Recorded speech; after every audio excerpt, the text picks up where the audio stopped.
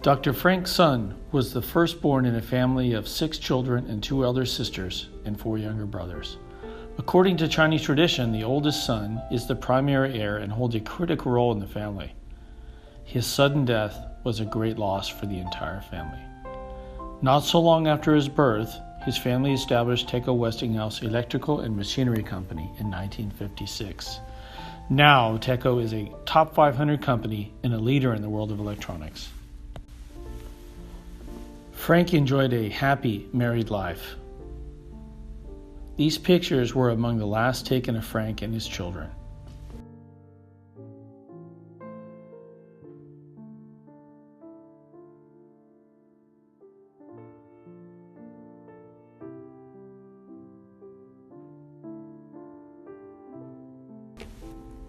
I now know my short lifetime was God's grace, for I was especially chosen to carry out His mission, not alone, but with you and many other Harvard graduates collectively, just like Paul in Acts 20:24. However, I consider my life worth nothing to me. My only aim is to finish the race and complete the task the Lord Jesus has given me, the task of testifying to the good news of God's grace. I was extremely lucky to enter Harvard University to meet with the world's best professors who opened my eyes to see the meaning of life. It is not power or strength, but the mission to do good to others that brings meaning. After receiving his degree in maternal and child health, Dr. Frank acquired the knowledge of family planning and maternal and infant health. These skills were applicable across public health disciplines such as planning, research, monitoring, and advocacy. His philosophy for life: dedication to work. Leadership is a matter of intelligence, trustworthiness, humaneness, courage, and discipline. And gratefulness, thus dedication to serve the country. Shuili is located in the middle of Taiwan in a mountainous area of Nantou. This area is mainly inhabited by the Aboriginal peoples of Taiwan. These people made their lives through agriculture, tea production, wood carving handicrafts, winery, pottery, and dried sweet fruits. In the region is the famous snake kiln, where people burn timber to heat the kiln for pottery production.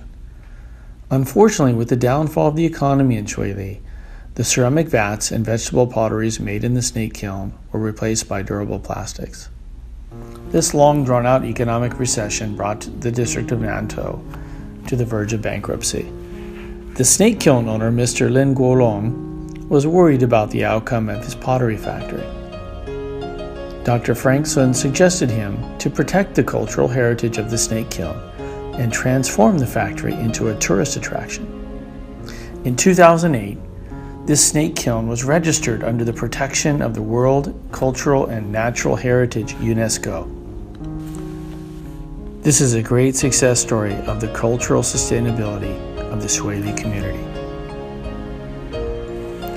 The industrialization brought prosperity again to the Nantou district. The major contribution led to this and the establishment of the Mingtan Water Dam and its hydroelectric power plant in Shuili. The chief engineer of the project, Mr. Peng Hui Sun, told us it was a small thing and not to talk too much about it. To our surprise, it turned out to be the sole environmentally friendly clean energy plant in Taiwan and is ranked 9th in the world among pump storage hydropower plants. This humbleness is our Sun family's tradition. An experienced engineer will utilize his profound knowledge of technology to bring benefits to nature and to mankind. Leaders expect the best from themselves and inspire others to do the right thing. They set direction, build an inspiring vision, set priorities, and create something new. A vision is a realistic, convincing, and attractive depiction of where you want to be and what you want to achieve in the future. The project may be small, but the vision can be big. The designer is well aware of the big effect a power station will bring to mankind. My uncle Peng Hui Sun, co-founder of the Teco Electric and Machinery Company Limited, was the leader of this project from its origin in 1934 through the Japanese occupancy of Taiwan. In 1989, the hydropower plant was reconstructed to its current scale. With a drop of 320 meters, the water flow generates a steady stream of electricity. The total amount of electricity produced reached 2.7 million kilowatts. This clean energy plant is now the largest pumped storage hydropower plant in Asia and 9th in the world. Never underestimate your small contribution can make. Frank's philosophy: suffering will not be forever, and the dark tunnel is followed by the light. Keeping this perspective can change your mind and spirit. Success comes from big vision and good leadership. 31 years ago, I traveled 2 hours each day to the nearby Aboriginal villages, where I provided routine medical checkups. Not only poverty was a problem, but the public transportation was not available. Medical services and the delivery of babies were carried out by tribes in a traditional way. Although Xiangcheng Hospital was at the time the biggest in town, Shuili populations in Nantou District were underserved. To meet the needs of patients at different levels, my hospital provided maternity wards and outpatient equipped services with modern facilities. 30 years ago, Xiangcheng Hospital was the most sought-after hospital in the Nantou District, and I was the only doctor of obstetrics and gynecology. Most clinics and practices were operated by midwives and medically trained assistants. I remember Dr. Sun very well, as my first child, now 31 years old, was delivered by him. I recall the day when my husband and I traveled from distant away village to the Xiangcheng Hospital. I was very scared as the time drew near. I was afraid to die on the way. Finally, we arrived at the hospital. It was 2 a.m. in the morning. We woke up Dr. Sun, and he was very calm and helpful. You know, he had a sense of humor. He said, "Your first child will not come until lunchtime. He prefers to stay in your cozy room for a while. Why not climb up and down the staircase as a morning exercise?" I followed the instruction, and my son arrived at noon, just as Dr. Sun had said.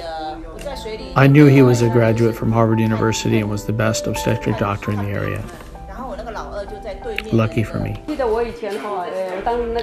Dr. Sun's medical dedication to the Nantou community was profound. Due to poverty, unhygienic living conditions, and alcohol abuse, many accidents occurred in the Nantou district. So he dedicated himself to improving the healthcare in the region. He set up training courses to enable natives to learn and acquire medical knowledge. He informed of environmental issues and of disease prevention. Frequent visits to care for families with small children and women who happen to be pregnant was his regular routine. He provided health and hygienic information booklets, treated cases of depression, osteoporosis, cancer, TB, and to ensure consultation and prevention services were available to those who needed it. I came to this area in 1993 to serve Aboriginal villagers, in particular to serve as a physician and pastor. I'm able to speak the Bulong language and familiar with the culture and heritage of this tribe as well. From the elder people in the village, I have heard many positive comments about Dr. Sun. He was handsome, straightforward, and zealous to help people in need. I'm sorry to know that he passed away so young. From the standpoint of healthcare in this remote area, I can see his profession is very much needed. Child and youth healthcare mean a lot to the Aboriginal people. Young women pregnancy rates are high in this culture, and there is a need for professional services.